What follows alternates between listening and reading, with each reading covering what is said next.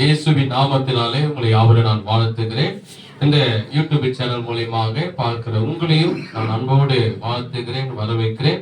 இந்த நாளில் நாம் பார்க்கக்கூடிய தேவ செய்தி பார்த்து என்றால் ஏசப்பாவுடைய பிறப்பு.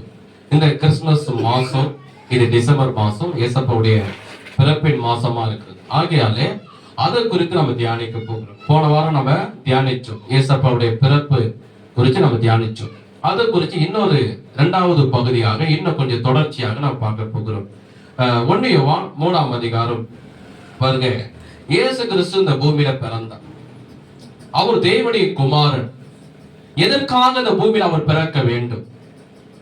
தேவன் வந்து பாத்தீங்கன்னா இந்த வானம், பூமி, சூரியன், சந்திரன், சமுத்திரம், இது எல்லாவற்றையும் ஆண்டவர் இறங்கி வந்து சிருஷ்டிக்கல. அது அவர் பரலோகத்தில் இருக்கும் போது, சிங்காசனத்துல உட்கார்ந்து இருக்கும் போது வார்த்தையை சொல்லி உண்டாக்கினார். ஆதிகாமத்தை நம்ம பார்க்கும் போது வானம் உண்டாக்குறது உண்டாயிற்று, பூமி உண்டாக்குறது பூமி உண்டாயிற்று, சூரியன் சந்திரன் உண்டாக்குறது உண்டாயிற்று. அப்போ அப்படிப்பட்ட தேவன் இருந்த இடத்திலேயே பூமியும் சூரியனையும் சந்திரனையும் 9 கோள்களையும் இருந்த இடத்திலே வார்த்தையிலே உண்டாக்கின தேவன் ஏன் தேவனுடைய குமாரன் இந்த பூமிக்கு வந்து பிறக்கணும், ஏன் இந்த பூமியில வரணும்? அந்த கேள்வி யாருன்னா பதில் சொல்ல முடியுமா?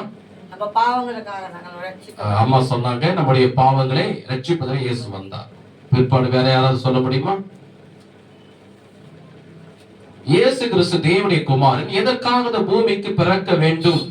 அவர் இருந்த இடத்திலேயே அண்ட சராசங்களை உண்டாக்கிற தேவன் அங்கே இருந்து அவருடைய வேலையை முடிச்சிருக்கலாம் இல்லையா? ஏன் இந்த பூமிக்கு அவர் பிறக்க வேண்டும், ஏன் வர வேண்டும்? பாத்தீங்கன்னா 1 யோவான் 3:8 அதனுடைய அர்த்தம் இருக்குது பாருங்க. 8ஆம் வசனம் புதிய ஏற்பாட்டிலே 327ஆம் பக்கம், 327ஆம் பக்கம். சத்திய ஆவியானவர் சகசத்தை நம்மை போதித்து வழிநடத்துவாராக, உங்க கண்களை திறப்பாராக. 1 யோவான் 3:8ஆம் வசனம். பாவம் செய்கிறவன் பிசாசினால் உண்டாயிருக்கிறான், ஏனெனில் பிசாசானவன் ஆதி முதல் பாவம் செய்கிறான் இருக்கிறான். பிசாசுடைய கிரிகளை அழிக்கும்படி தேவனுடைய குமாரன் வெளிப்பட்டான். எல்லாரும் ஒரு ஆமென் சொல்லுவோமா? ஒரு அல்லேலூயா சொல்லுவோமா? வேதம் சொல்லுது தேவனுடைய குமாரன் எதற்காக இந்த பூமிக்கு வந்தார் என்றால் பிசாசின் கிரிகளை அழிக்கும்படிக்கு தேவனுடைய குமாரன் இந்த பூமியிலே வந்தார். கைகளை தட்டி கர்த்தரை மகிமைப்படுத்துவோமா? நல்லா. இயேசு கிறிஸ்து எதற்காக இந்த பூமியில வந்தார் என்றால் பிசாசின் கிரிகளை அழிக்கும்படி, அவன் கரத்தில் இருக்கிற மனிதனை மீட்டெடுக்கும்படி, அவனுக்கு நித்திய ஜீவனை கொடுக்கும்படியாக தான் தேவனுடைய குமாரன் இந்த கிறிஸ்துமஸ் மாசத்திலே அவர் இந்த பூமியில பிறந்தார். அதுல ஏசாயால சொல்லப்படுகிறது, நமக்கு ஒரு 9ஆம் அதிகாரம் 6ல சொல்லப்படுகிறது, நமக்கு ஒரு பாலகன் பிறந்தான். இந்த பூமியில பிறக்கிற எல்லா மனுஷனும் தனக்காக பிறக்கிறான், தனக்காக வாழ்கிறான், தனக்காகவே மரிக்கிறான். ஆனா இயேசு கிறிஸ்து ஒருவர் தான் வேதம் சொல்லுகிறது. ஏசாயா 9:6ல நமக்கு ஒரு பாலகன் பிறந்தான். அந்த பூமியில இருக்கிற ஒவ்வொரு மனிதனுக்காக பிறந்தவர் யார் என்றால் இயேசு கிறிஸ்து ஒருவர் தான். ஒவ்வொரு மனிதனுக்காக இந்த பூமியில வாழ்ந்தவர் யார் என்றால் இயேசு கிறிஸ்து ஒருவர் தான். ஒவ்வொரு மனிதனுக்காக ரத்த சிந்தி மரித்தவர், உயிர் தேர்ந்தவர் யார் என்றால் இயேசு கிறிஸ்து ஒருவர் மட்டும்தான். கைகளை தட்டி கர்த்தரை நாம் மகிமைப்படுத்துவோம். அவர் நாம அதை குறித்து நம்ம போன வாரம் நம்ம பார்த்தோம்.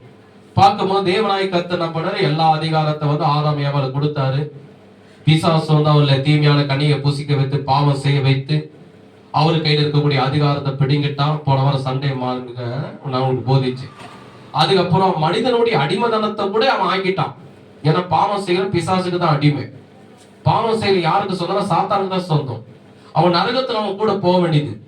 ஆனா தேவனாய் கர்த்தர் என்ன பண்ணாரு, வாசிக்காதீங்க, சில வசனங்கள் சொல்லும் போது கோட்பாடு சொல்லுவேன். ஆதிகாமத்துல 3:15 தேவனாய் கர்த்தர் சாத்தானுகிட்ட அவர் சொன்னார், உன் வித்துக்கும் அவள் வித்துக்கும் ஒரு பகையை உண்டாக்கு, அவர் உன் தலையை நெசுக்குவார், நீ அவர் குதிகாலை நெசுக்குவாய். இந்த இயேசு கிறிஸ்துவின் பிறப்பு நல்லா கவனிங்க. இந்த இயேசப்பாவுடைய பிறப்பு குறித்து முதல்ல யாருக்கு அறிவிக்கப்பட்டு தெரியுமா?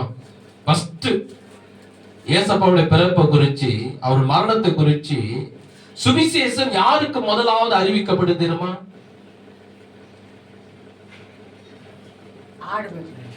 ஆடு மேய்ப்பர்களுக்கு அதுவும் இருக்குது பைபிள்ல. அம்மா சொன்னாங்க கரெக்ட், மேய்ப்பர்களுக்கு சொன்னாங்க, அவங்க போய் சொன்னாங்க இருக்குது. ஆனா அவளுக்கும் சொன்னாங்க, அவங்களும் போய் அறிவிச்சாங்கன்னு இருக்குது.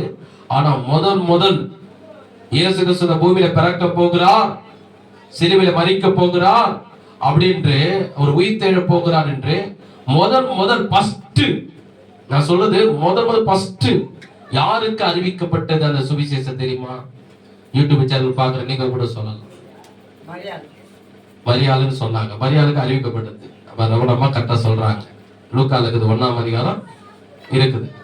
தேவதூதன் வந்து மரியாளே நீ வாழ்க்கை கிருபைப்பட்டாள். ஆனா நான் சொல்றது அவங்களுக்கெல்லாம் முன்னாடி, மேய்ப்பர்களுக்கு முன்னாடி, மரியாளுக்கு முன்னாடி முதலாக யாருக்கு சுவிசேஷம் அறிவிக்கப்பட்டது? ஏசப்பா பிறப்பு குறித்து யாருக்கு முதல்ல அறிவிக்கப்பட்டது?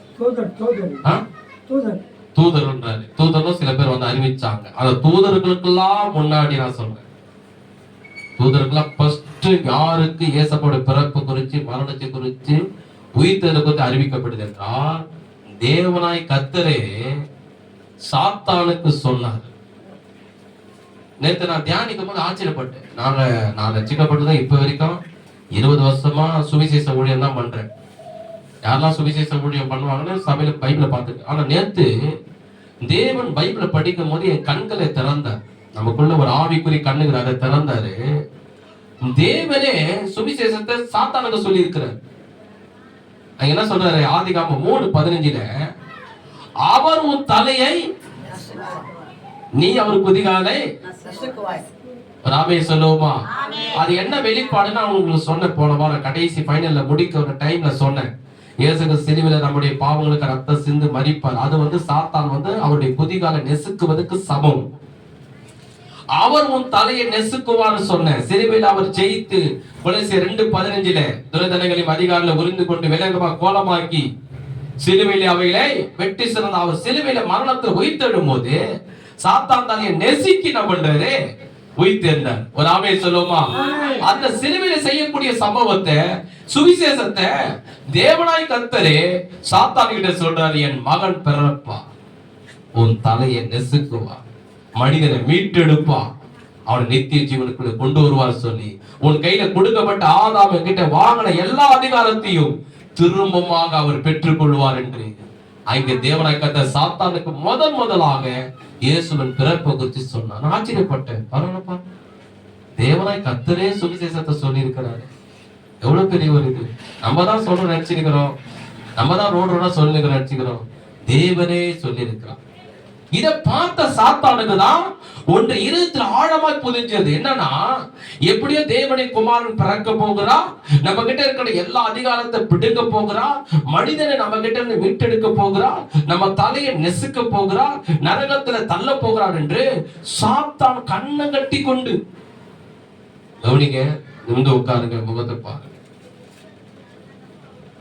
வெறியோடு, ஆத்திரத்தோடு, கோபத்தோடு, எரிச்சலோடு தேவனுடைய குமாரன் பிறந்துட போறாரு, நம்ம தலையை நெசிக்கிற போறாருன்னு கவனிச்சுக்கிட்டே வந்தா. அதை போன வாரம் நான் உங்களுக்கு சொன்னேன். ஆதாமு பிறந்தமாங்க காயின் கொலகாரனா மாத்தணும். அது நினைச்சா, ஓஹோ இவருதான் தேவனுடைய குமாரனா இருப்பான். தேவனுடைய குமாரன் யாருன்னு சாத்தானுக்கு தெரியல. அதுக்கப்புறம் ஆதிகாமம் 6ஆம் அதிகாரத்தை பார்க்கும்போது எல்லாரும் பாவம், பிசாசு எல்லாரையும் பாவம் செய்ய வச்சான். அவன் இருத்த தோற்றம் எல்லாம் நித்தமும் பொல்லாதா இருந்தது. அதுல ஒரே ஒரு நீதிமான யார் இருந்தது? நோவா. ஒரு நீதிமான். தேவன் அந்த நோவா தெரிந்து கொண்டார். சாத்தான் நினைச்சா, ஓஹோ இவர் நீதிமானாகிறாரு, இவர் தான் தேவனுடைய குமாரனா இருப்பாரோ, நம்ம தலையை நெசிக்கிடுவாரோ அப்படின்னு நோவாவே குடிகாரனா மாத்தணும். ஒரு பாவி சாத்தானை ஜெயிக்க முடியுமா? முடியாது. அதுக்கப்புறம் அந்த சந்ததியில வருகிற யாரு, அந்த எப்படி என்ன பண்றா, எல்லாம் அந்த சந்ததியில கவனிச்சுக்கினே வந்தான். யாரு தேவனுடைய குமாரனா பிறக்க போறாரு, ஆனா எங்க பிறக்க போறாரு, யார் வயித்துல பிறப்பாரு இவனுக்கு தெரியாது, சாத்தானுக்கு தெரியாது. அப்புறம் தேவனாய் கர்த்தர் என்ன பண்றாரு, ஒரு தேவனுடைய குமாரன் பிறப்பதற்கு ஆபிரகாமை சூஸ் பண்றாரு. வாசிக்காதீங்க, ஆதிகாமம் 12ஆம் அதிகாரத்தை படிச்சு பாத்தீங்கன்னா, தேவனாய் கர்த்தர் ஆபிரகாமை அழைத்து வாக்குத்தத்தம் கொடுக்கிறார். 5 வாக்குத்தத்தம் கொடுக்கிறார். அதுல கடைசி வாக்குத்தத்தத்தை பார்க்கும் போது ஆபிரகாமுக்கு தேவனாய் கர்த்தர் சொல்வாரு, பூமியில் உள்ள வம்சங்கள் எல்லாம் சொல்றாரு, ஆபிரகாமே நான் உன்னை ஆஸ்வதிப்பேன், உனக்கு குழந்தை இல்ல, என்ன நீ நம்புற, என்ன விசுவாசிக்கிற, என் வார்த்தை நீ கீழ்ப்படுற, உன்னை ஆஸ்வதிப்பேன், உன் குடும்பத்தை ஆஸ்வதிப்பேன், உன் பிள்ளை ஆஸ்வதிப்பேன், உன் சந்ததி ஆஸ்வதிப்பேன். ஆனா ஒண்ணு, இரண்டாவது தேவனாய் கர்த்தர் சுவிசேஷத்தை ஆபிரகாமுக்கு சொல்றார். ஆபிரகாமுக்கு தேவனாய் கர்த்தரே பரலோகத்துக்கு கடவுளே அங்க சொல்றாரு, ஆபிரகாம் சொல்றாரு, ஆபிரகாம்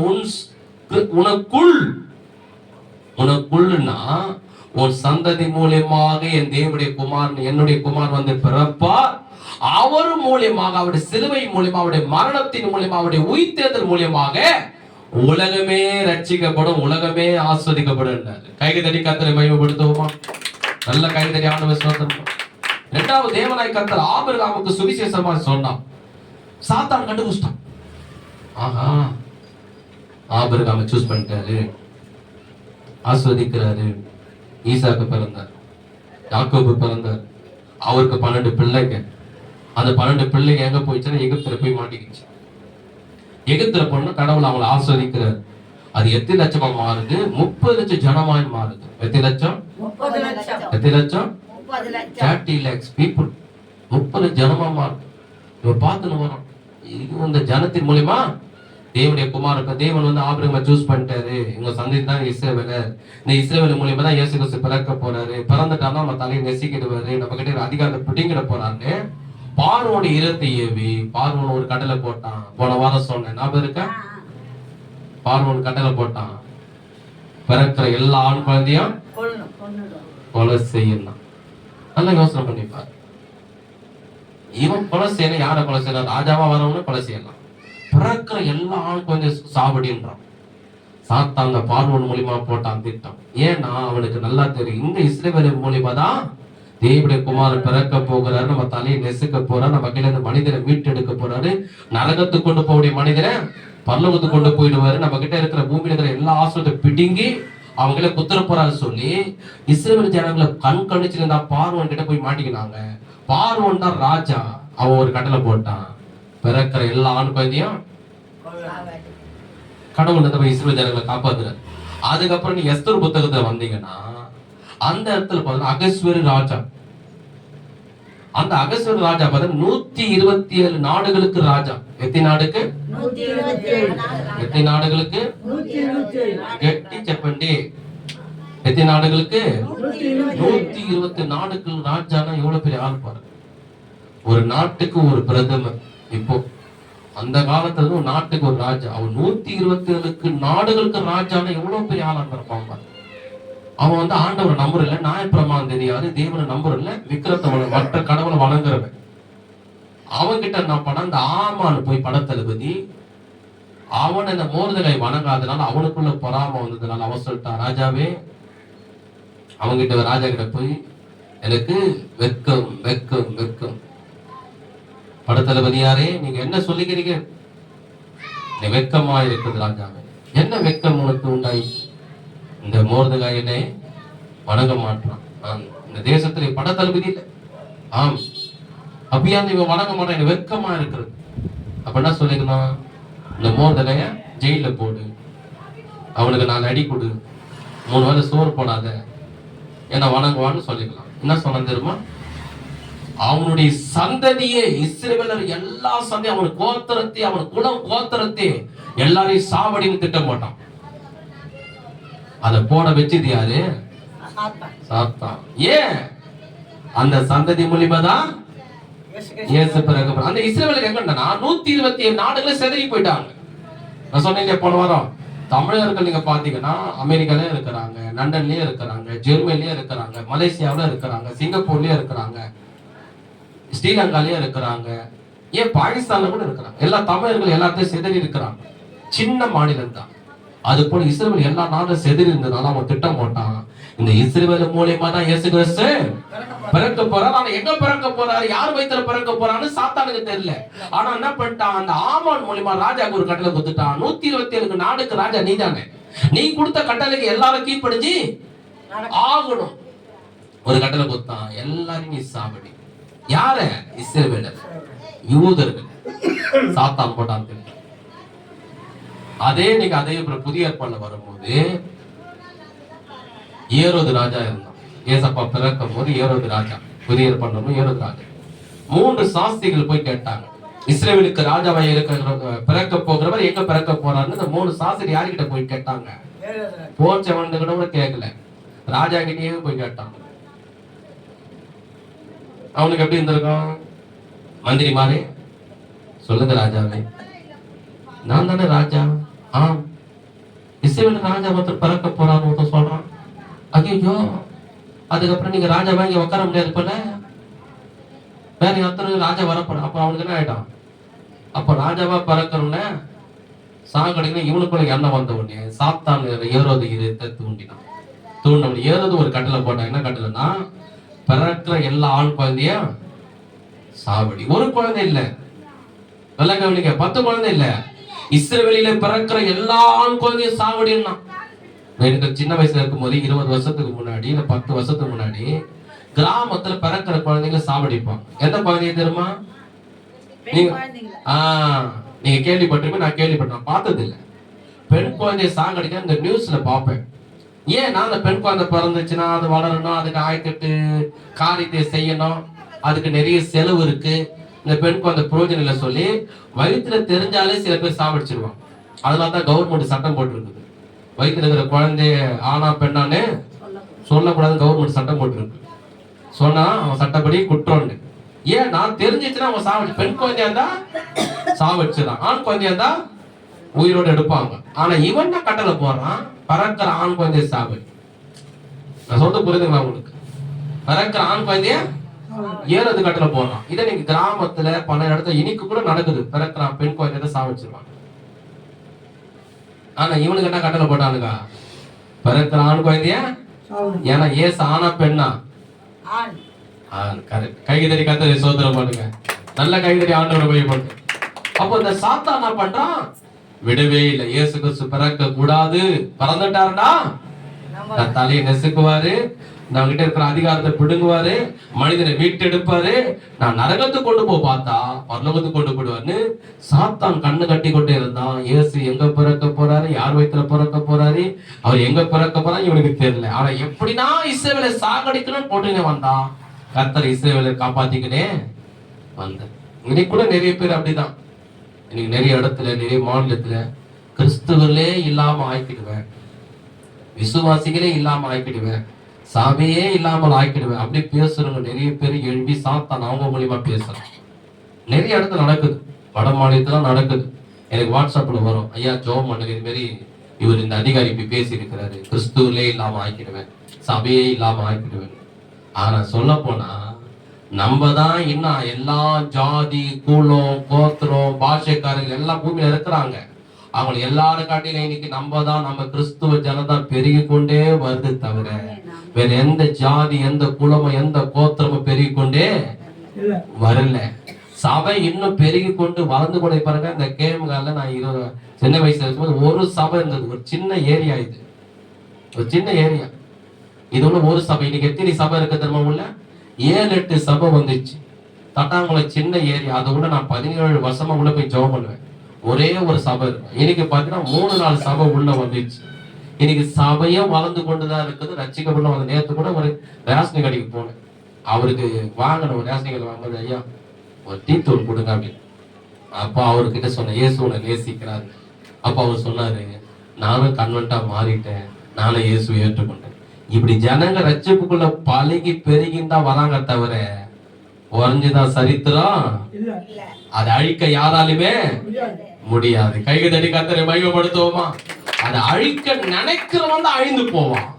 அந்த சபை வளரும், விசுவாசிகள் வளருவாங்க. ஏன்னா வானத்தையும் பூமியை உண்டாக்குற தேவன் நம்மளோடு இருக்கிறார். அதை நினைக்கிறவன் தான் அழிந்து போவான், அதை சொல்றவன் தான் அழிந்து போவான். ஆனா நம்மளை கர்த்தர் பெருகிக் கொண்டே இருப்பார். கைதடி கர்த்தரை மகிமைப்படுத்துவோமா? அப்போ அந்த சாத்தானுக்கு எது மேல இருந்தது? அந்த தேவனுடைய குமாரன் மேலே இருந்தது. ஆனா எங்க பிறக்க போறாரு, யார் வயித்துல பிறக்க போறாரு இவனுக்கு. ஆனா ராஜா மூலியமா ஒரு கட்டளை வந்துனே இருக்குது, என்னன்னா பிறக்கிற ஆண் குழந்தையெல்லாம் கர்த்தர் கிருபையினாலே இஸ்ரவேல் ஜனங்களை காப்பாத்தி கொண்டே வந்தான். சரி, இப்ப இன்னும் கொஞ்சம் ஆழமா நம்ம பார்க்க போகிறோம். வெளிப்படுத்தும் விசேஷம் 12ஆம் அதிகாரம். வெளிப்படுத்தும் விசேஷம் 12ஆம் அதிகாரம் பக்கம் 345ஆம் பக்கம். சொல்ற அதிகாரத்தை மட்டும் நீங்க எடுத்துக்கொள்ளுங்க. சில வசனங்கள் பிரசங்கத்துல கொஞ்சம் கோட்பாட சொல்லி நான் விளக்குவேன். வெளிப்படுத்தின விசேஷம் 345 பக்கம் 12. இதுல நிறைய சம்பவத்தை நான் ஆவியானவர் விளக்க போறாரு. சத்திய ஆவியானவர் நம்மளோடு பேசுவாராக. எடுத்துக்கொள்ளுங்க சீக்கிரம். கடைசி புத்தகம் வெளிப்படுத்தின விசேஷம் 12 அதிகாரம். இதுல இருந்து பாருங்க. இப்போ ரெண்டு பேர் சம்பவம் தான். ஒன்று சாத்தானை குறிச்சும், இரண்டாவது ஏசப்பா குறிச்சும். அவ்வளவுதான். ஏன்னா இந்த மாதம் என்ன மாதம் இது? டிசம்பர். ஏசப்பாவுடைய அதை குறிச்சு நம்ம தியானிக்கலாம். அதை குறிச்சு நம்ம தியானிக்கும் போது அதோட வெளிப்பாடு நமக்கு கிடைக்கும். ஏன் பிறந்தார், இதுக்கு முன்னாடி சாத்தான் என்ன பண்ணான், அதெல்லாம் நம்ம தெரிஞ்சு வச்சுக்கிறாதான் சாத்தானை சுலபமா நம்ம ஜெயிக்க முடியும். இதான் தெரியாம நிறைய பேரு இருக்கிறாங்க. ஏதோ ஏசப்பா பிறந்துட்டாரு, கிறிஸ்துமஸ் கொண்டாடணும், ஸ்டார் கட்டணும் அப்படின்னு நினைக்கிறாங்க. ஆனா அதுல இருக்கிற உள்நோக்கம், அதுல இருக்கிற சத்தியம், அதுல இருக்கிற வெளிப்பாடு, அதுல இருக்கிற மறைப்பொருள் நம்ம தெரிஞ்சிச்சுன்னா சாத்தானை இயேசுவின் நாமத்துல சுலபமா நம்ம ஜெயிக்கலாம். அதை ஏசப்பா சொன்னார், சத்தியத்தை அறிவீர்கள், சத்தியம் உங்களை விடலாக்கும். ஒரு ஆமென் சொல்லுவோமா? கையில வச்சு அல்லேலூயா சொல்லுவோமா? அல்லேலூயா. வெளிப்படுத்தின விசேஷம் 12 அதிகாரம் நான் வாசிக்கிறேன், கவனிங்க. 12 அதிகாரம் 1 வசனம். அன்றியும் ஒரு பெரிய அடையாளம் வானத்திலே காணப்பட்டது. ஒரு ஸ்திரீ சூரியனை அணிந்திருந்தாள். அவள் பாதங்களுக்கு கீழே சந்திரனும் அவள் சிரசின் மேல் 12 நட்சத்திரங்களும் கிரீடமும் இருந்தன. அவள் கர்ப்பவதியாயிருந்த பிரசவ வேதனை அடைந்து பிள்ளை பெருமடி வருத்தப்பட்டு அலறினாள். 3 வசனம். அப்போது வேறொரு அடையாளம் வானத்திலே காணப்பட்டது. 7 தலைகளையும் 10 கொம்புகளையும் தன் தலையின் மேல் 7 முடிகளும் உடைய சிவப்பான பெரிய வலு சர்வமாய் இருந்தது. அதன் வால் வானத்தின் நட்சத்திர 3 ஒரு பங்கை இழுத்து அவைகளை பூமி வெளியே தள்ளிற்று. பிரசவ வேதனை படுகிற அந்த ஸ்திரீ பிள்ளை பெற்றவுடனே அவளுடைய பிள்ளையை பட்சித்து போடும்படிக்கு அந்த வலு சர்ப்பம் அவளுக்கு முன்பாக நின்றது. 5 வசனம். மன்னித்துக் கொள்ளுங்க. சகல ஜாதிகளின் இருப்பு கோலால் ஆளுகை செய்யும் ஆண் பிள்ளை அவள் பெற்றாள். அவளுடைய பிள்ளை தேவனத்திற்கும் அவளுடைய சிங்காசனத்திற்கும் எடுத்துக் கொள்ளப்படுது. நல்ல கவனிங்க, நிமிர்ந்து உட்காருங்க. இதுல ஆழ்ந்த வெளிப்பாடு இருக்குது, மறைப்பொருள் இருக்குது, தேவ ரகசியம். சாத்தானை குறிச்சு, ஏசப்பா குறிச்சு இதுல ரகசியம். இதுல மிகப்பெரிய ஆசீர்வாதம் நமக்கு இருக்குது. ஏசப்பா எப்படி நம்ம கொடுத்திருக்காருன்னு இதுல இருக்கு. நல்ல கவனிங்க. இதுல என்ன சொல்லப்பட்டிருக்குன்னா, முதல்ல வசனத்துல இப்ப கவனிங்க, ஒரு ஸ்திரீன்னு சொல்லப்பட்டிருக்கு. அந்த ஸ்திரீனுடைய தலைமையில் பாத்தீங்கன்னா சூரியனே இருந்ததுன்னு. நல்ல கவனிங்க, இதுல தேவ ரகசியம். அதுக்கு அவ சிரசின் மேல் தலைக்கு மேல 12 நட்சத்திரங்கள் இருந்தது. கவனமா கவனிங்க, நான் கேள்வி கேட்பேன். அதுக்கப்புறம் அவருடைய பாதத்திற்கே ஒரு சந்திரன் இருந்தது. ஒரு ஸ்திரீ இருக்கிறான், அவ தலை மேல என்ன இருக்கிறது? சூரியன். அவ சிரசின் மேல தலைக்கு மேல 12 நட்சத்திரம். இதெல்லாம் அர்த்தம் இருக்குது, அதுதான் உங்களை கேட்க சொல்றேன். இதெல்லாம் வெளிப்பாடுகிறது, நான் அர்த்தங்கள், மறைப்பொருள், தேவ ரகசியம் இதில் அடங்கி இருக்கு. 12 நட்சத்திரங்கள். அவன் பாதத்திற்கே சூப்பர் சந்திரன் இருந்தது. அவள் ஒரு ஸ்திரீ. நல்ல கவனி. இந்த ஸ்திரீ யாரு பாருங்க. அந்த ஸ்திரீ யாரு அப்படின்னு நம்ம பார்க்கும் போது இந்த ரகசிய வெளிப்பாடு கவனிங்க. இதுதான் இஸ்ரவேலர். நல்லா கவனிங்க, இஸ்ரவேலர். இரண்டாவது, இவர் தலைக்கு மேல பின்னாடி என்ன இருக்குது? சூரியனும் 12 நட்சத்திரங்களும் சந்திரன் இருக்குது. இது எதை குறிக்கும் என்றால், வாசிக்காதீங்க, ஆதிகாமம் 39 அதிகாரத்தை 37 அதிகாரத்தை நீங்க பார்த்தீங்கன்னா, யோசேப்பு ஒரு சொப்பனம் பார்ப்பார். அந்த சொப்பனத்தை பார்த்த உடனே அவங்க அப்பா அம்மா கிட்ட சொல்லுவார். சொல்லும் போது அவர் என்ன சொல்வார்னா, சூரியனும் சந்திரனும் என்னை வணங்கிற்று, அது மாத்திரமல்ல 12 நட்சத்திரங்கள் கூட என்னை தலை வணங்கிட்டு சொல்லி ஆதிகாமத்தில் 37 அதிகாரத்தில் யோசேப்பு தன் அப்பா கிட்ட சொல்லுவாரு, அம்மா கிட்ட சொல்லுவாரு, 12 அண்ணன் கிட்டே சொல்லுவாரு. அந்த ஸ்திரீ யார் என்றால் இஸ்ரவேலர். அந்த சூரியன் யார் என்றால் அதுதான் யாக்கோபு. நான் சொன்னேன் இல்லையா, தேவன் கர்த்தர் தன்னுடைய குமாரன் பிறப்பதற்கு ஆபிரகாமை சூஸ் பண்ணாரு.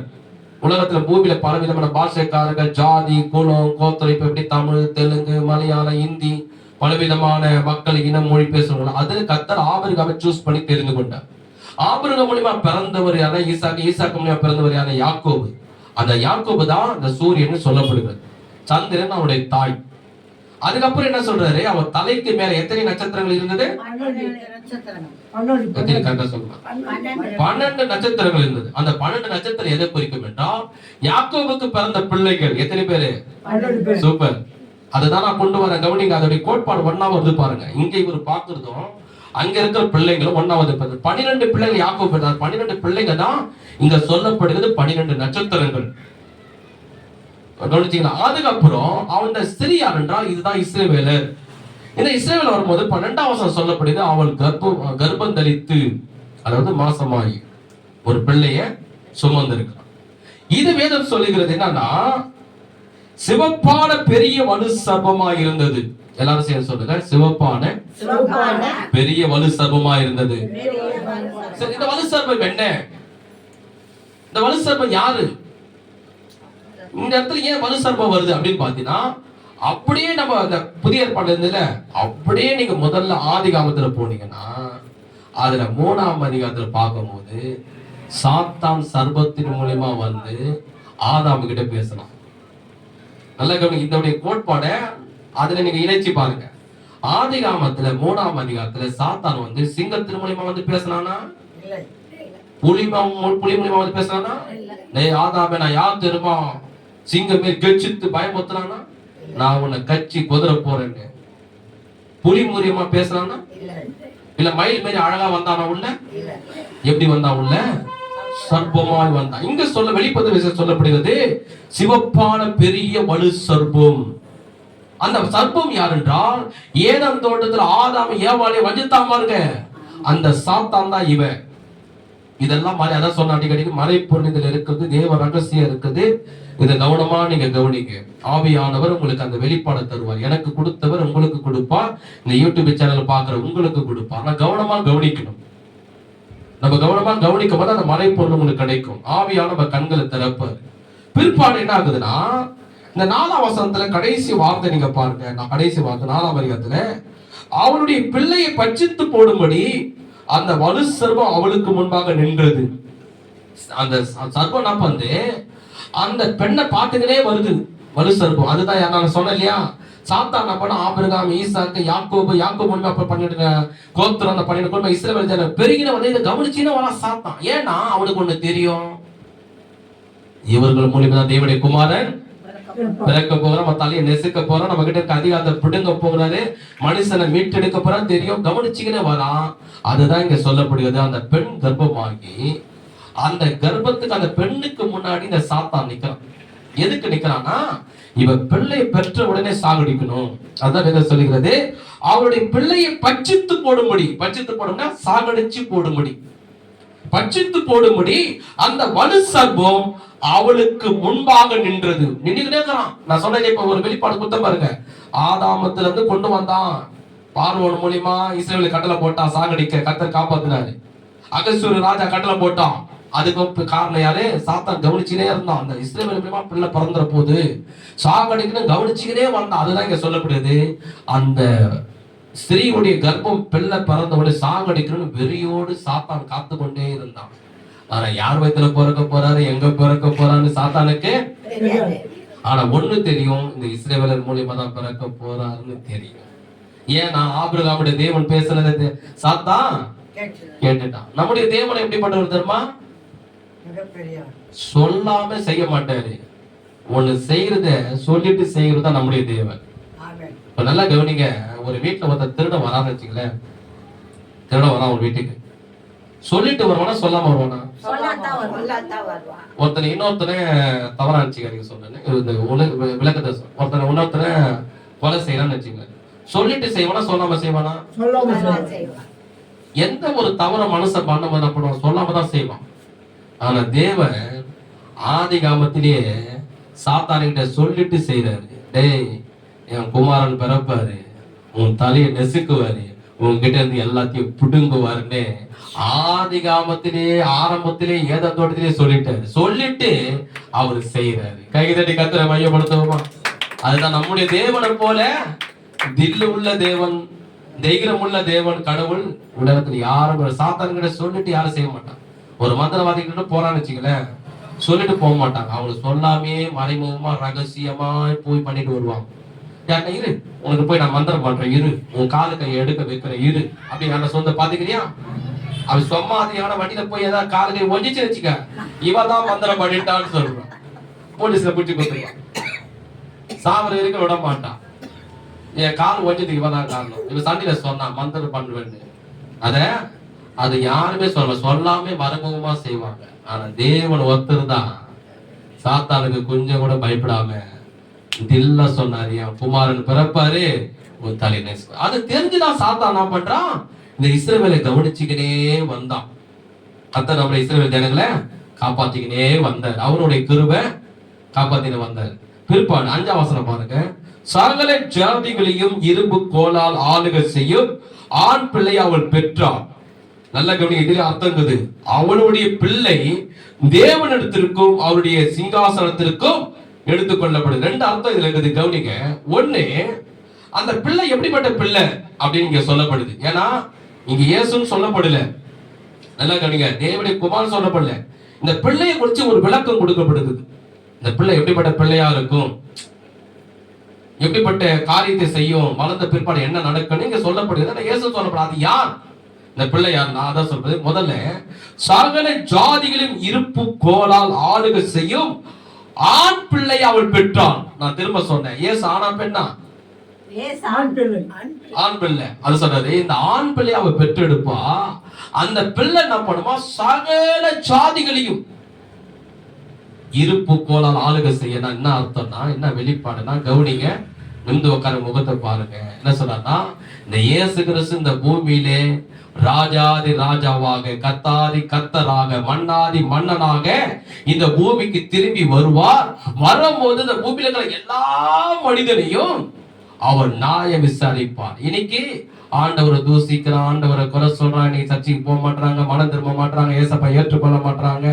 நம்ம சர்ச்சைக்கு போனா நம்மளே குறை சொல்றாங்க, திட்டுறாங்க, நிந்திக்கிறாங்க. ஒரு நாள் இந்த இயேசு கிறிஸ்து பூமிக்கு வரும்போது அப்பா அவருடைய கண்களால பார்க்கும் போது அப்போ ஒண்ணு புரியும். ஐயோயோ, இந்த இயேசுவை எவ்வளோ முறை சொன்னாங்களே, இந்த கடவுளை நம்ம மருது வச்சுட்டோமே, இவர் ஏற்றுக்கொள்ளலையே, ஆலயத்துக்கு போகலையே, அவருடைய வார்த்தை கீழ்ப்படிலையே.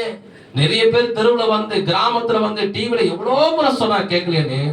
ஒரு நாள் அவன் கண்ணை மூடும் போது, கண்ணை திறக்கும் போது, அந்த இயேசுவை கடவுளாய் அவன் பார்க்கும் போது ஒரு திகில் அவனுக்கு காத்திருக்கும். என்ன திகில் தெரியுமா? முதல் திகிலே, ஐயோ இந்த இயேசுதான் கடவுளா, இந்த கடவுளை போய் நான் மறந்து வச்சுட்டேனே. இப்ப சூரியனை காட்டில 1000 மடங்கு பிரகாசமா உட்கார்ந்து இருக்கிறாரு.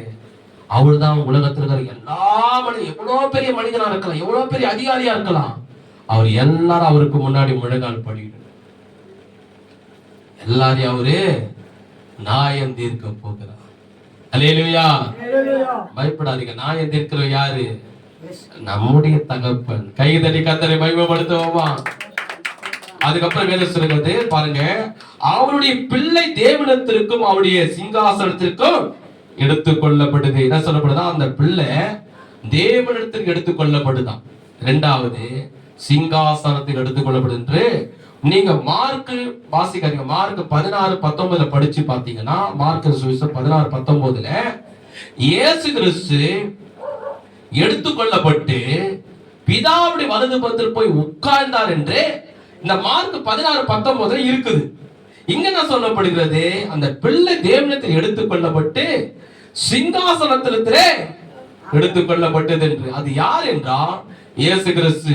அவர் என்ன பண்ணுவார்? சிலுவையில அவர் சாத்தாந்தாலே நெசுக்கி, அவர் எல்லா துரோதனைகளையும் அதிகாரில் உரிந்து, பிசாசின் கிரிகளை அழித்து, அவர் எடுத்துக்கொள்ளப்பட்டு எங்க போய் உட்கார்றாரு? பிதாவுடைய வலது பக்கத்துல தான் இன்னைக்கு ஏசப்பா இருக்கிறார். ஏசப்பா எங்க இருக்கிறாரு?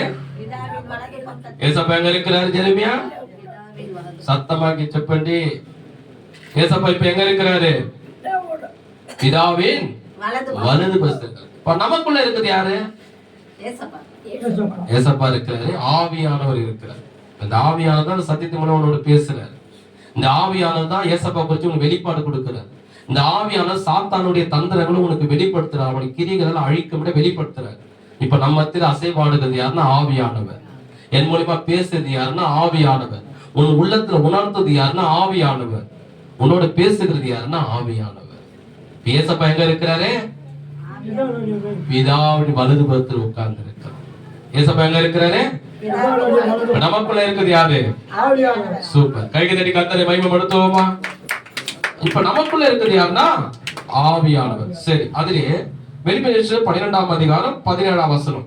இப்ப 17 பாருங்க. 17. அப்போது வலு சர்ப்பமானது ஸ்திரீ மேல் கோபம் கொண்டு தேவனுடைய கற்பனைகளை கைக்கொள்ளும் இயேசு கிறிஸ்துவை குறித்து சாட்சி உடலமாகிய அவளுடைய சந்ததியான மற்றவருடைய யுத்தம் பண்ண போயிற்று. இதுலயே ஆழ்ந்த அர்த்தம் இருக்கு, வெளிப்பாடு இருக்கு, கவனிங்க. இப்ப ஏசப்பா பண்ண மாட்டாரு, பிறந்துட்டாரு, சிலுவில மறிச்சிட்டாரு, சாத்தானாலே நெசிக்கிட்டாரு. இப்ப எங்க போய் உட்கார்ந்து இருக்காரு சொன்னேன்? பிதாவுடைய வலது பக்கத்துல உட்கார்ந்தாரு. இப்ப சாத்தானால தேவனுடைய குமாரனை ஒன்னே பண்ண முடியல, அவர் அழிக்க முடியல, ஒண்ணுமே பண்ண முடியல. அதாவது சுருக்கமா சொல்ல போனா டம்மி பீஸ் ஆயிட்டான். அவன் தான் ஏதோ தோட்டத்துல இருந்து கணக்கு போட்டான், எல்லா மூலியமா ஆண்டு காப்பாத்தி வந்து இப்ப இயேசப்பா பிறந்து வளர்ந்து அவர் சிலுவில மறித்து அவன் தலையை நெசிக்கி பிதாவுடைய வலது பக்கத்துல உட்காந்துட்டார். இப்ப சாத்தானால தேவனை ஒன்னே பண்ண முடியாது, தேவனுடைய குமாரனையும் அவரையும் ஒன்றும் பண்ண முடியாது. இப்ப என்ன பண்றான் சாத்தான் என்றா, அவனுக்கு வேதம் சொல்லுகிறது மிகுந்த கோபம் கொண்டு, அதுல நீங்க பாத்தீங்கன்னா மிகுந்த அதுல 12 பாருங்க, வெளிப்பத விஷயத்த 12ஆம் வசனத்துல, ஆகையால் பரலோகங்களே அவைகளில் வாசமார்கள் களி கூறுங்கள், பூமியிலும் சமுத்திரத்திலும் குடியிருக்குள்ள ஐயோ. ஐயோ என்ன அர்த்தம் தெரியுமா? ஆபத்து. ஐயோ, பிசாசானவன் தனக்கு கொஞ்ச காலம் மாத்திரம் உண்டென்று அறிந்து மிகுந்த கோபம் கொண்டு உங்களிடத்தில் இறங்கினபடியால் உங்களுக்கு ஆபத்து வரும் என்று சொல்ல கேட்டு. கவனிங்க, இது உண்மையாலுமே தேவ ரகசியம். இனிக்கும் சாத்தானுடைய எண்ணம், அவன் ஈரத்தில் இருக்கிற குணம் இனிக்கும் மறைமுகமா அந்த உலகத்தில் அவன் கிரியை செய்து கொண்டிருக்கிறான். என்னன்னா வேதம் சொல்லுகிறது, பிசாசானவனுக்கு தனக்கு கொஞ்ச காலம் மாத்திரம் உண்டு என்று அறிந்து. ஒவ்வொன்றும் அர்த்தம் என்ன? சாத்தானுடைய உள்ளத்துல என்ன எண்ணம்னா, கவனிங்க, அவன் ஈரத்தில் இருக்கிற எண்ணம் என்னன்னா, ஏசப்பா சிலுவையில் மறிச்சு உயிர்த்து வந்துட்டார், இவனுக்கு ஒரு நாய் திருப்பி வச்சுட்டாரு, இன்னும் கொஞ்ச காலம் தானே நீ இருப்ப, அதோட உன் கிரிகளை உன் எல்லா சாத்தானையும் கட்டி பாதாளத்துல அடைக்க போற. பாதாளத்துல அடிச்சுட்டான்னா அதுல எரிகிற அக்னி நெருப்பு, அதுல அவன் சித்திரவதை அனுபவிக்கணும்.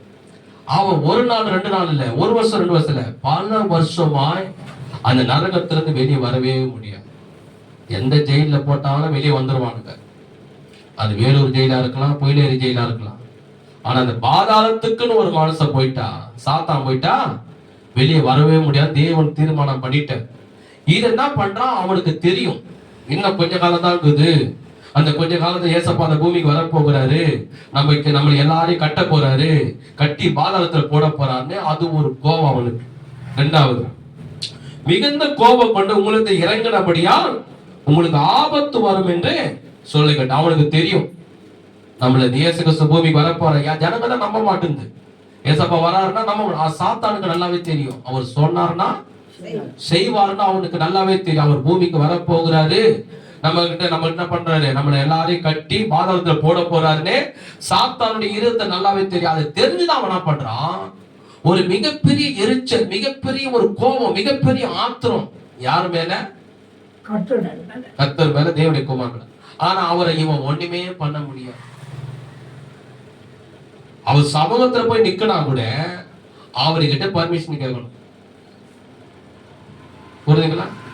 அவர்கிட்ட போய் நிக்கிறா கூட பர்மிஷன் கேட்கணும். இவனால ஒன்னே பண்ண முடியாது. ஆனா இப்ப என்ன பண்றான், அவருடைய சாயல தானே நீ இருக்கிற. அவர் யார நேசிக்கிறாரு? உன்னதானே நேசிக்கிறார், உண்மைதானே அன்பு வச்சிருக்கிறார், உனக்காக உயிரையே கொடுத்துக்கிறன்னா அப்போ எவ்வளவு பெரிய பாசத்தை உண்மை வச்சுக்கிற சாத்தானுக்கு தெரிஞ்சு போச்சு.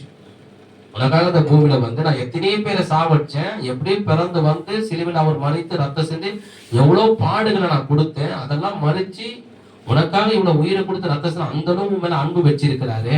யாரு மேல? உங்க மேல பாசம் வச்சுக்கிறாரு. அவரை நான் ஒன்னையும் பண்ண முடியல. அதுக்கு பதிலா உன்னை பாவத்துல தள்ளி, மனுஷனை பாவத்துல தள்ளி சாகடிச்சு நரகத்துக்கு கொண்டு போவேன்னு வெறியோடு எரிச்சலோடு கோபத்தோடு இந்த பூமியில சுற்றி திரிந்து கொண்டிருக்கிறான். தான் உண்மை, சத்தியம். இன்னைக்கு சாத்தான் வந்து அப்பயே விதை சொல்லி 2000 வருஷத்துக்கு முன்னாடி, இன்னைக்கு என்ன வருஷம் இது? இந்த 2025 வருஷத்துக்கு முன்னாடி எழுதப்பட்ட பைபிள் சம்பவம் அப்போ சொன்னாங்க. அவனுக்கு கொஞ்ச காலம் உண்டு என்று அறிந்துனா, இப்போ 2025 வருஷம் ஆயிடுச்சு. அவனுக்கு முடிவு காலம், நாட்கள் முடிய போகிறது, நாட்கள் முடிய போகிறது, டைம் முடிய போகிறது. இயேசு சீக்கிரம் பூமிக்கு வர போகிறான். அதை அறிந்துதான் சாத்தான் பண்றான். இன்னும் தீவிரமா, இன்னும் கொஞ்சம் வெறியோடு ஜனங்கள் எல்லாரையும் பாவத்துல தள்ளி சாகடிச்சு நரகத்துக்கு கொண்டு போனா அவன் மிக வேகத்தோடு செயல்படுறான். இப்ப நீங்க ஒரு கிரிக்கெட்ல பாத்தீங்கன்னு வச்சுக்கல, நான் கிரிக்கெட்ல இருந்தேன். கிரிக்கெட்ல அப்போ ரசிக்கப்படுறதுக்கு முன்னாடி கிரிக்கெட்ல பாத்தீங்கன்னா ஒரு 50 ஓவர் வைப்பாங்க. நான் சின்ன பையனா இருக்கும்போது பாத்துக்கல, 50 ஓவர் வைப்பாங்க. 10 ஓவர் நடக்கும்போது பாத்தீங்கன்னா ஒரு ரன்னா எடுப்பாங்க, டொப்பு டொப்பு டொப்பு தங்கிப்பாங்க. 20 ஓவர் ஆயிடுச்சுன்னா, 20 ஓவர் ஆயிடுச்சு, கேப்டன் சொல்வாரு, இதுல என்ன ஒரு ரன்னா தட்டிக்கிறீங்க, 2 ரன்னா தட்டுங்கடான்னுவேன். அதாவது கிரிக்கெட்ல கேப்டனா இருந்தேன் அப்போ, ரசிகலாம் படுறது முன்னாடி கிரிக்கெட்ல. அப்ப என்ன பண்ணாலும் 20 ஓவர் ஆகணும்னா 2 ரன்னா எடுப்பானுங்க. 30 ஓவர் வந்துடும். ஸ்கோர் அதிகமாகுதுன்னா, 30 ஸ்கோர் அதிகமா இருந்ததை பார்த்துட்டு இன்னும் 2 ரன்னா எடுத்துக்கிறீங்க, அடிக்கல, அடிச்சு விளையாடணும். அப்ப என்ன பண்ண கொஞ்சம் வேகம் என்ன பண்ணாலும் 3 ரன்னா எடுப்பானுங்க. 40 ஓவர் வந்துடும். இன்னும் 10 ஓவர் தான் ஆகுது, என்னடா நான் 3 ரன்னா 2 ரன்னா எடுத்துக்கிறீங்க. அதுல வர நிறைய பேர் வேற அவுட் ஆயிட்டான், இன்னும் கொஞ்சம் பேர் தான் இருக்கிறோம். இன்னும் எத்தனை ஓவர் இருக்குது? 10 ஓவர் தான் இருக்குது, ஸ்கோர் வேற எடுக்கணும், நல்லா அடிச்சு விளையாடுங்களான்னு. அப்பதான் நான் பண்ணுவானுங்க, அந்த ஓவர் முடிய நேரத்துல, ஸ்கோர் முடிய போகுது, டைம் முடிய போகுது, வர நேரத்துல விறுவிறுப்பா ஆடுவானுங்க, ஆர்வத்தோடு விளையாடுவானுங்க, வெறியோடு விளையாடுவானுங்க. அந்த முடிகிற டைம்ல தான் ஊந்துக்கணும், பிறண்டுக்கணும், எப்படின்னா அடி கூட பட்டா கூட பரவாயில்ல, தேய்ச்சிக்கணும் போனா கூட பரவாயில்ல, என்ன பண்ணணும், பாலை எப்படின்னா பிடிப்பாங்க. ஏன்னா டைம் முடிய போகிறது, ஸ்கோர் முடிய போகிறது, ஓவர் முடிய போக சொல்லி வேகமா ஆடுவானுங்க, வெறியோடு ஆடுவானுங்க, கோபத்தோடு ஆடுவானுங்க, கைய காலம் வச்சுக்கிட்டு விழுந்து பாலை பிடிக்க பார்ப்பானுங்க, அப்போட விட்டுருவானுங்க இல்லையா? அதுதான் சாத்தான் பண்ற டைம். அவனுக்குன்னா நான் டைம் முடிஞ்சிச்சு, அவனுக்கு எப்படின்னா வேகமா ஜனங்களை இன்னைக்கு பாவத்துல, இன்னைக்கு சிகரெட்டு, கூட்டி, பாக்கு, ஆன்ஸ், கெஞ்சா, இன்னைக்கு ஓரினசெட்டின் பாவங்கள், செல்போன்ல பாக்குற பாவங்கள், எல்லா தீவிய சிறு பிள்ளைங்க, டீனேஜ் பிள்ளைங்க, வாலிப பிள்ளைங்க, வாழ்ந்தாலும் எல்லாருக்கும் கொடுத்து பாவத்துல தள்ளி அவர்கள் அடிமையாக்கி சாகடிச்சு நரகத்துக்கு கொண்டு போன சொல்லி கண்ணம் கட்டின்னு செய்யறோம். இன்னைக்கு நடக்குது, எனக்கு சொல்ல முடியல, அது மாதிரி செய்தியை போட்டு பாருங்க தெரியும். அப்படிப்பட்ட கொடுமை, பாவம், மரணம், சாவு, அதெல்லாம் செய்தியில பாருங்க தெரியும். ஏன்னா சாத்தானுடைய டைம் முடிய போகிறது. அது நல்லாவே அவன் தெரிஞ்சுதான் என்ன பண்ணுவான்னா, அவனுக்கு வந்து இதுலயே ரொம்ப அதிக கோபம் யாருக்கு மேலனா, வேதம் சொல்லுகிறது, தேவனுடைய கற்பனைகளை கை கொள்றாங்க பாருங்க, அவங்க மேல இன்னும் அவனுக்கு அதிகமான கோபம். ரெண்டாவது, அவருக்காக சாட்சியா வாழறான் பாருங்க, அவங்க மேல இன்னும் அவனுக்கு அதிகமான கோபம். ஏன் தெரியுமா?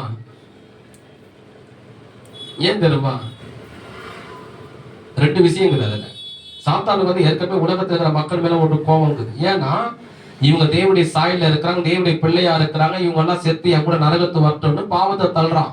ரெண்டாவது சாகடிக்கிறான். இது ஒரு டார்கெட் அவன் பண்றது சாத்தான், உலகப்புறமா சேர்த்து.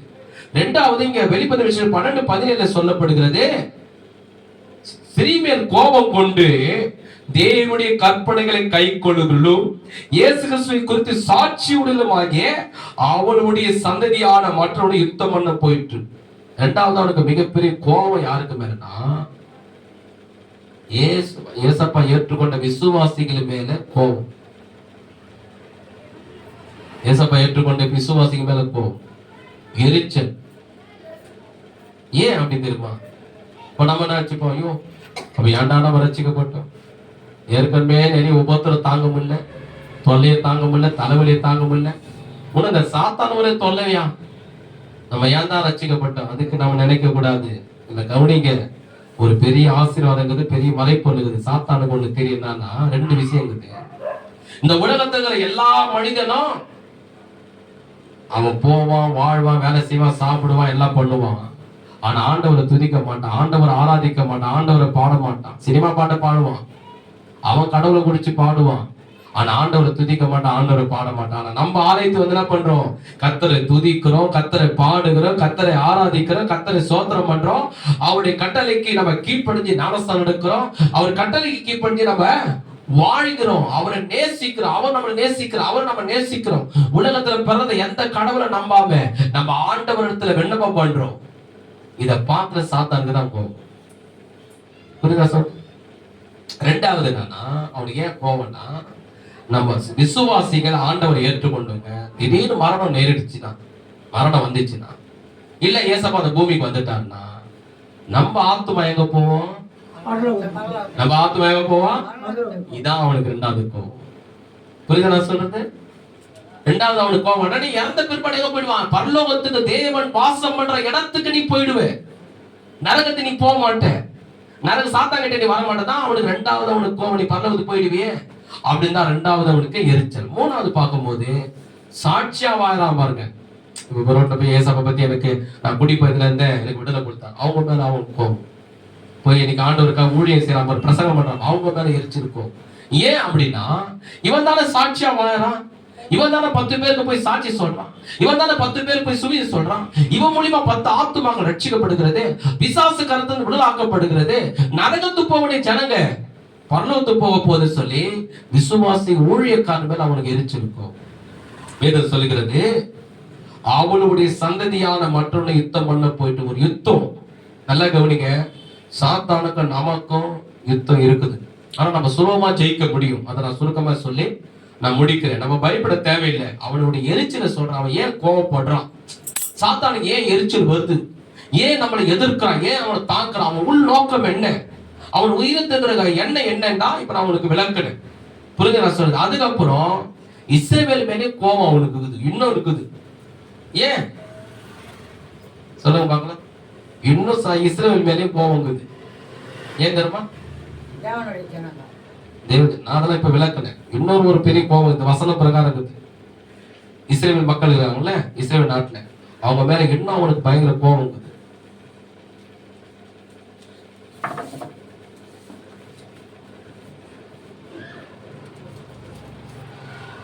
ஏசப்பா யார் மூலியமா பிறந்தாரு? இஸ்ரவேல் கோத்திரத்து மூலியமா பிறந்தாரு. அவர் பிறந்து இவன் தலையை நெசுக்குனாரு, இவங்கிட்ட அதிகாரத்தை கொடுக்குனார்ல, அது காரணம் யாரு? நீ தானே, இஸ்ரவேல் தானே. அதனால அவனுக்கு எரிச்சிருக்கும். இப்ப ஒருத்தர என்ன சொல்றேன்னா, ஏதோ ஒரு சண்டையில புடிச்சு குத்துறான்னு வச்சுங்களேன், ஸ்டேஷனுக்கு போயிடலாம். ஸ்டேஷனுக்கு போயிட்டு அவன் பண்ண தப்புக்கு உள்ள என்ன பண்ணுவாங்க, அடி அடி அடின்னு அடிப்பாங்க, ஃபைன்லாம் கட்ட சொல்லுவாங்க. கட்டி முடிச்சிட்ட உடனே அவன் கொஞ்ச நேரம் கழிச்சு வெளியே வருவான். வெளியே வந்தவனையும் அவனை அடிச்சது போலீஸ் காவல்துறை, அவன் மேல ஃபைன் போட்டது காவல்துறை. ஆனா அவன் வெளியே வந்தவனே எரிச்சலும் கோவம் யார் மேல வரனா, நீ தானே என்ன புடிச்சு குத்த, உன்னால தானே நான் தர்மடி வாங்கினேன், உன்னால தானே நான் ஃபைன் கட்டினேன், உன்னால தானே அவங்கிட்ட சொல்லலாத வார்த்தையை நான் வாங்கினேன். அது அச்சவனை விட்டுடுவான். நீ சொன்ன பத்தியா, நீ காட்டி குத்த பத்தியா, நீ பிடிச்சு குத்த பாரு, உன் மேலதான் அவனுக்கு எரிச்சலும் கோபம் வெளியே வந்தவனே வரும். இருறா, நான் வெளியே போக சொல்லாம, நான் வெளியே வந்தவனு முதல்ல உனக்கு இருக்குது. ஆனா புஷ்ணு பார்த்து இவரு அடிக்கிறது காவல்துறை எல்லாம் அதே மாதிரிதான் சாத்தான சொல்றான்னா, இந்த இயேசு கிறிஸ்து பிறக்கிறதுக்கு காரணம் யாரு? இஸ்ரவேலர். இயேசு கிறிஸ்து என் தலையை நெசுக்கிறது யாரு? இஸ்ரவேலர். என்ன நரகத்தை தலைமுறை காரணம் யாரு? இஸ்ரவேலர். உன் மூலியமா இயேசு பிறந்தாரு, அதனால இஸ்ரவேலை நான் விட மாட்டேன்னு சொல்லிதான் இயேசு கிறிஸ்து பிறந்த நாள் முதல் இன்ற வரைக்கும் நீங்க பாத்தீங்கன்னா இஸ்ரவேல் மேல பயங்கரமான யுத்தம் நடந்து கொண்டே இருக்குது. இன்னைக்கும் 2025 நீங்க நியூஸ்ல பாருங்க, இஸ்ரவேலுக்கு காசாவுக்கும் பயங்கரமான யுத்தம் நடக்குது. பாருங்க, அந்த குண்டு போடுறாங்க, அந்த வீடெல்லாம் அப்படியே நல்ல நல்ல வீடுக்கு பிளாட்ல தரைமட்டமா இருக்குது, அப்படியே காட்டுறாங்க அந்த செய்தியில.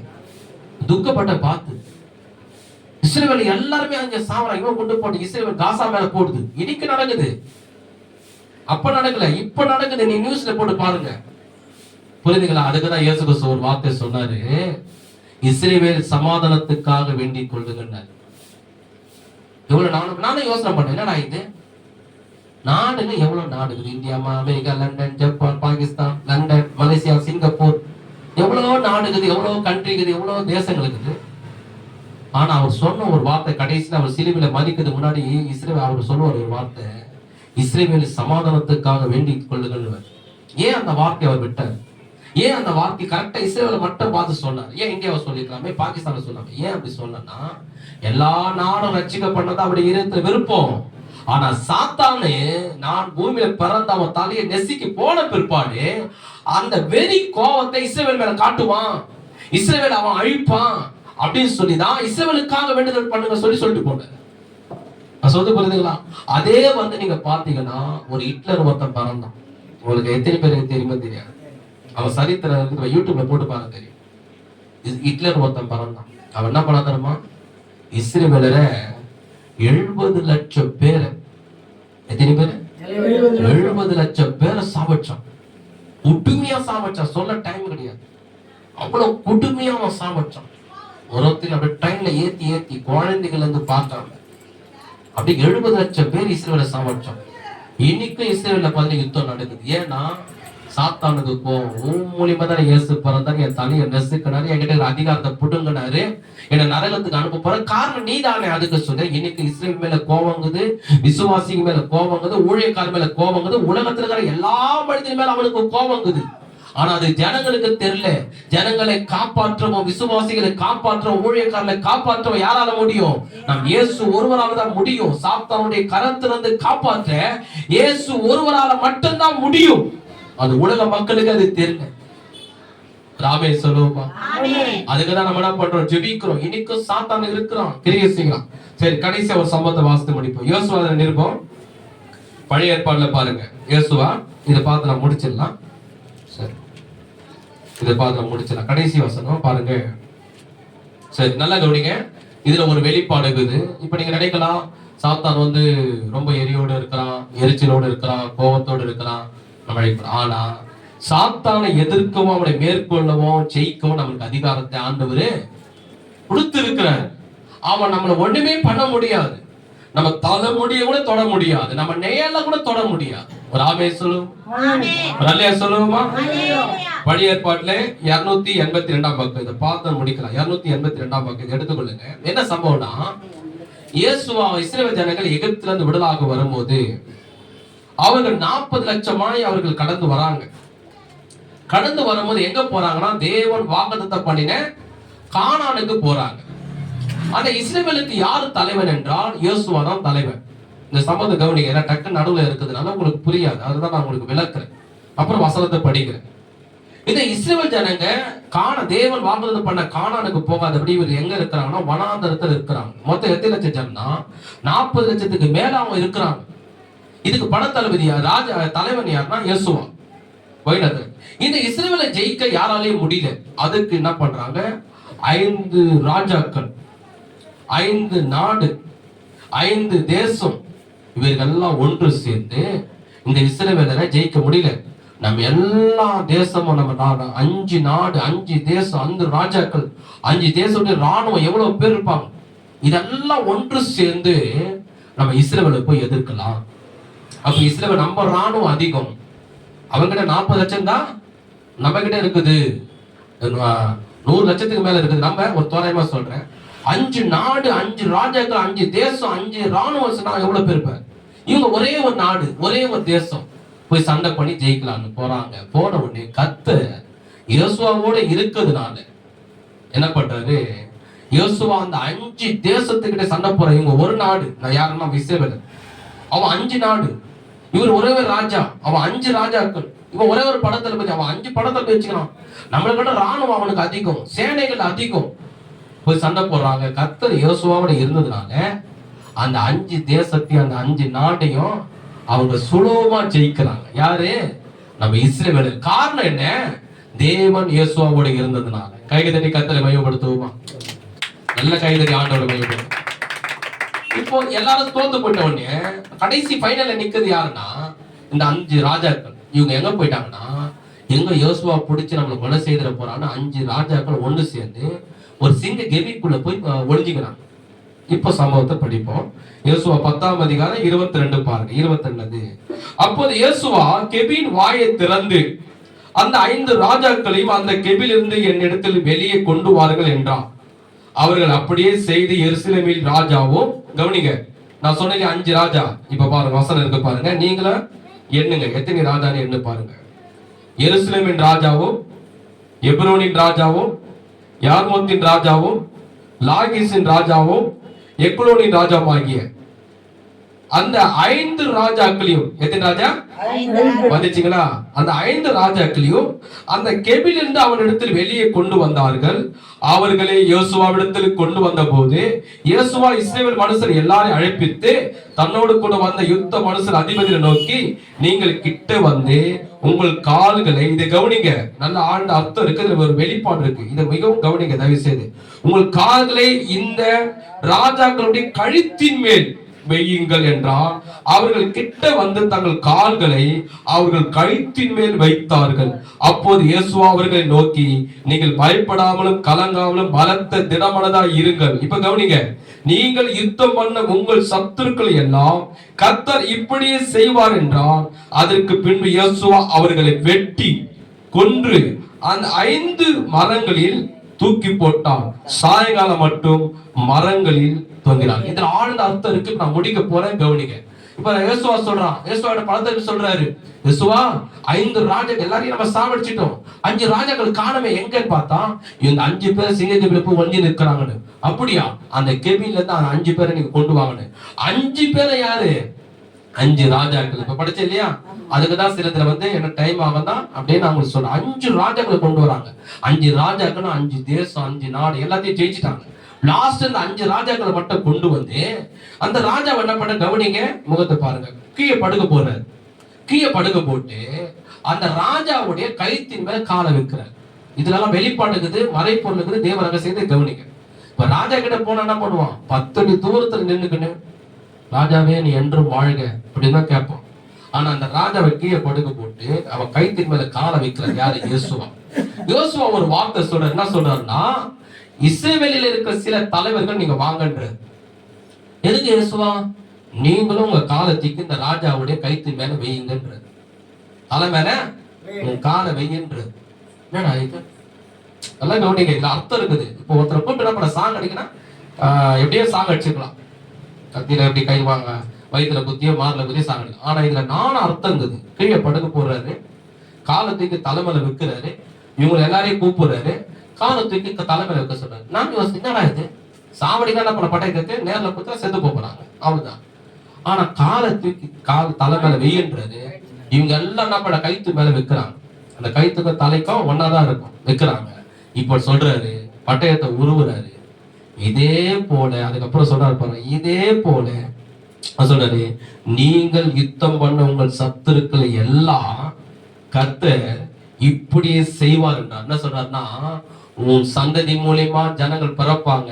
எபேசியர் 6:14-12 சொல்லப்படுகிறது, துரோதன வானமண்டல 5 விதமான ஆவிகள் கிரியை செய்கிறது. 5 விதமான அசுத்த ஆவிகள், துரைதனங்கள், அதிகாரங்கள், கர்த்தத்துவங்கள், வானமண்டலத்துள்ள பொல்லாத ஆவிகள். இந்த 4 அதிகாரம் எபேசியர் 6:12 இருக்குது. கடைசி ஃபைனல்ல உலகத்தின் அதிபதியாக சாத்தான், அதுதான் சொல்ற பெரிய பெரிய வலுசர்வம். இந்த 5 விதமான அசுத்த ஆவிகள் தான் பெரிய ஆவிகளா இருந்து சில அசுத்த ஆவிகளை பூமியில அனுப்புது. இந்த ஆவிகள் தான் எதற்கு சமன்னா, இந்த யோசுவா சொல்றாரு, எப்படி யோசுவா அந்த ராஜாக்களுடைய கைத்தின் மேல காலை வச்சு அந்த தலையை வெட்டி போடுறாரோ, அதே போல கவனிங்க கவனிங்க, இந்த யோசுவா பழைய ஏற்பாடுல இது இந்த பைபிள் பார்த்தீங்கன்னா கிரேக்க மொழியில எழுதப்பட்டது. இந்த யோசுவா என்ற வார்த்தை கூட கிரேக்க மொழி. அந்த கிரேக்க மொழி என்பது தமிழ்ல வார்த்தை சொல்ல போனா, யோசுவா என்ற பொருள் என்ன அர்த்தம்னா, இயேசு என்ற அர்த்தம்.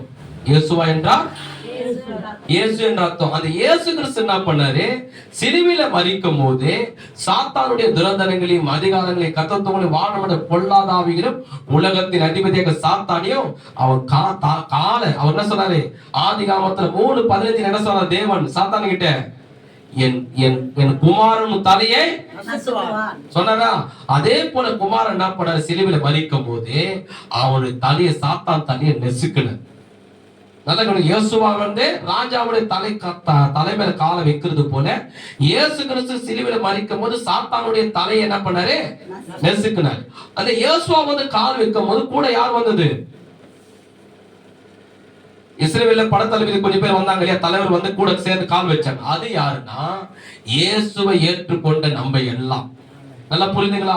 நான் என்ன சொல்றேன்னா, இயேசுவை நம்ம ஏற்றுக்கொள்ளும் போது, இயேசு கிறிஸ்து சிலுவையில சாத்தான் தலையை நெசுக்கும் போது நம்ம எல்லாருமே அவரோட சேர்ந்து, நம்ம எப்படி இயேசுவோட சேர்ந்து இவங்க தலைய ராஜாவோட தலையை நெசுக்கிறாங்களோ, நம்ம எல்லாம் ஆவிக்குரிய ரீதியிலே இயேசுவை நாம் ஏற்றுக்கொள்ளும் போது, அவர் சாத்தான் தலையை நெசுக்கும் போது நாமும் கூட சேர்ந்து சாத்தான் தலையை நெசுக்கி இருக்கிறோம். புரிஞ்சுதா இல்லைங்களா? புரியுங்க? மீண்டும் சொல்றது கவனிங்க. நம்ம இயேசுவை ஏற்றுக்கொண்டதுனால, இயேசு கிறிஸ்து எதற்கு, இப்ப நான் கேட்கிற கேள்வி பதில் சொல்லுங்க. இயேசு கிறிஸ்து எதற்காக சிலுவையில மரிச்சாரு? சூப்பர். நம்ம பாவங்களுக்காக மரிச்சார். நம்ம நீதிமானாக்கிறதுக்காக உயிரோட வந்தாரு. பாதாளத்துக்கு எதுக்காக போனாரு? நமக்காக போனாரு. அப்போ சாத்தானை சிலுவையில தலையை நெசுக்கும் போது எதற்காக நெசுக்கினாருன்னா, உனக்காக எனக்காக தான். நீய நானும் சேர்ந்து அவரோடு இணைஞ்சு அவன் தலையை நெசுக்கி இருக்கிறோம். கைக்கு தட்டி கர்த்தரை மையப்படுத்துவோமா? சொல்றது புரியுதா அவனுக்கு? அவர் சாத்தான் தலையை நெசுக்கிறது போல நீயே இயேசுவை ஏற்றுக்கொண்டதுனால அவன் தலையை நீ நெசுக்கி இருக்கிற. நான் சொல்ல புரிய வைக்கிறேன்னா, அவர் சிலுவையில் அவர் வந்து தலையை நெசுக்கணும்னு அவசியம் இல்லை. அவர் பரலோகத்தில் இருந்துகிட்டே சாத்தானே நீ எரிஞ்சு சாம்பலா போடா, நான் சாம்பலாயிடுவான். அம்மாவா இல்லையா? அம்மாவா இல்லையா? அவர் கண்ணு வெளிப்பட்ட விஷயம் சொல்லப்பட்டு, அவருடைய கண்கள் அக்கினி ஜுவாலை போன்ற கண்களாம். எவ்வளோ மில்லியன் தூரத்துல இருக்கிற சூரியனுடைய வெளிச்சமே இன்னைக்கு அனல் தாங்க முடியல. இங்க பிப்ரவரி மாசம் மார்ச் மாசம் இருக்க பாருங்க, பயங்கரமா இருக்கும். ஐயோ அனல் தாங்க முடியல, நிக்க முடியலன்னுவாங்க. அப்போ அந்த சூரியனே உண்டாக்குற தேவனுடைய கண்கள் அக்கினி ஜுவாலை போன்றதான். அந்த கண்கள் அவர் உட்கார்ந்து இருந்தே சாத்தானை எரிஞ்சு சாம்பலாக்கிட்டு இருப்பாரு. எதுக்கு பூமிக்கு வந்து அவன் தலையை நெசுக்கிறான்னா, அவர் சொல்றாரு, மகனே என் பிள்ளைகளே, இந்த சாத்தானுக்கு நீ பயப்படாத. எப்படி அவன் தலை மேல காலை வச்சு நெசுக்கிறனோ, அது நான் நெசுக்கல, எனக்கு பதிலா உங்களுக்காக நான் நெசுக்கிறேன். நீங்க என்னோட சேர்ந்து அவனை நெசுக்கிறீங்கன்னு சொல்லி இருக்கிறேன்.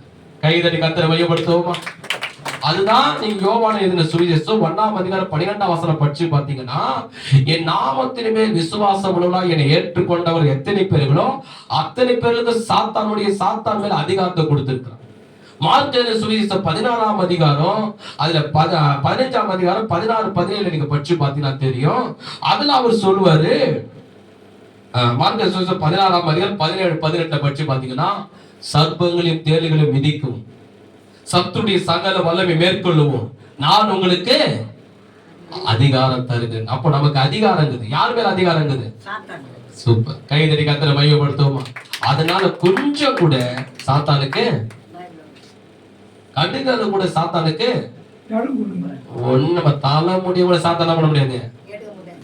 என்ன பிள்ளைசுனை செய்விட மந்திர யாகங்கள் என்ன பண்ணா சரி, நமக்கு எதுவோ என்கிட்ட சொல்லுவோம், ஐயா அங்க அந்த எருத்து பயத்தை தாண்டிட்டு வந்துட்டேன் ஐயா, இந்த கலெக்ட் மாட்டேங்கய்யா. ஏமா தாண்டிட்டு வந்து அங்க எத்தனை வந்திருக்க கூடாது? ஏன் எத்தனை வர சொல்ற? வெயில் அடித்து தாங்க எடுத்து பிரசங்கம் பண்ணி ஒரு ஜூஸ் போட்டு குடிக்கலாமே. அப்போ இன்னைக்கு என்ன பண்றாங்க, ஒரு சின்ன விஷயத்துக்கு என்ன பண்ண பயப்படுறாங்க சாத்தானுக்கு. இன்னைக்கு சாத்தான் வந்து இந்த சத்தியெல்லாம் உங்களுக்கு தெரியாதனால விசுவாசிக்கிற ஊழியக்கார பயம் ஊத்திருக்கிறான். நாங்க அப்படிதான் ஒரு நாள் கிராமத்துக்கு போனோம். ஊழத்துக்கு போனோடனே ஒரு வீட்டுல தங்க வச்சாங்க. எல்லாரும் ஐயா கொஞ்சம் வெளியே போயிட்டு வரேன்னாங்க. போயிட்டு வாங்கன்னு எவ்வளவு வேகமா போனாலும் அவ்வளவு வேகமா ஓடியாந்தாங்க. ஐயா ஐயா ஐயா ஐயா ஐயா, என்னப்பா ஆச்சு? ஏதாவது தேவதூதரை பாத்தீங்களா? இல்லையா. எசப்பா பாத்தீங்களா? இல்லையா. வேற ஏயா இப்படி அழைச்சு பெரிய பாம்பு படுத்துன்னு நாங்க போற வழியில நாங்களும் பண்ண போன கொடுப்பாங்க. வீட்டுல இருக்கவங்க ஒரு தடியெல்லாம் எடுத்துக்கிட்டு போனோம். எங்கப்பா வாங்க வாங்க. ஐயா நீங்க முன்னாடி போங்க, நாங்க பின்னாடி வரோம். ஏன்னா பாம்பு ஒண்ணு தானே தெரியும். பரவாயில்ல, நான் பின்னாடி இருந்து காட்டுறேன் அவங்களுக்கு. எல்லாம் லைனா அந்த வயல்வெளியில போயின்னு இருக்கிறோம். அதையா தூரத்துல இருந்தது. அப்புறம் கிட்ட போய் பார்த்தா அந்த பாம்பு பத்துனுக்குது. அது முகத்தை பார்த்தா செத்து போய் கிடக்குது. அது வால் மட்டும் கொஞ்சம் இப்படின்னு ஆடிக்குது. ஏண்டா தலை நெசி வண்டி போகும்போது தலை நெசி கிடைக்குது. அது அப்படியே நான் பார்த்து 10 நிமிடம் கிடக்குது, வால் ஆடிக்குது. அதுக்காண்டா இப்படி பயப்பறிக்கும். அப்போ இன்னைக்கு சாத்தான் அப்படின்னா, அவன் தலையை வந்து சாத்தான் ஏசப்பா வந்து நெசிக்கிட்டார், நமக்காக நெசிக்கிட்டார். நம்மளும் அவரோட சேர்ந்து நெசிக்கிட்டோம். ஆனா அவன் வால் மட்டும் தான் என்ன பண்றான், கொஞ்சம் பயம் முத்துறமே நம்மளுக்கு காட்டுறான். ஆனா விசுவாசி என்ன வந்து ஏசப்பாக்கு பயப்படுது இல்லையா, சாத்தானுக்கு பயப்படுது. ஏசப்பாக்கு பயப்படுறது இல்லையோ, மந்திரம் பண்றவானாலும் பயப்படுது. மந்திரவானை காட்டிலும் சாத்தானை காட்டிலும் 1000 மடங்கு பெரியவர் யாரு? நம்ம ஆராதிக்கிற ஏசப்பா. நம்ம வாயத்தை வந்து இயேசுவின் நாம பிசாசு ஓடி போனா அது ஓடிப்போம். இயேசுவின் நாமத்துல மந்திர கட்டு செய்வன கட்டு உடைக்கப்படனா அது உடைக்கப்படும். ஏன்னா ஏசப்பா நமக்குள்ள இருக்கா. நமக்கு சாத்தான் மேல எல்லாவற்றும் மேல அதிகாரம் கொடுத்திருக்கிறார். அல்லேலூயா. சரி, கைக்கு தட்டி நாம் கர்த்தரை மையப்படுத்துவோமா? அதான் நம்ம என்ன பண்ணணும், ஆண்டவரை விசுவாசிக்கணும். எல்லாரும் கைக்கு தட்டி ஆண்டவரை நாம்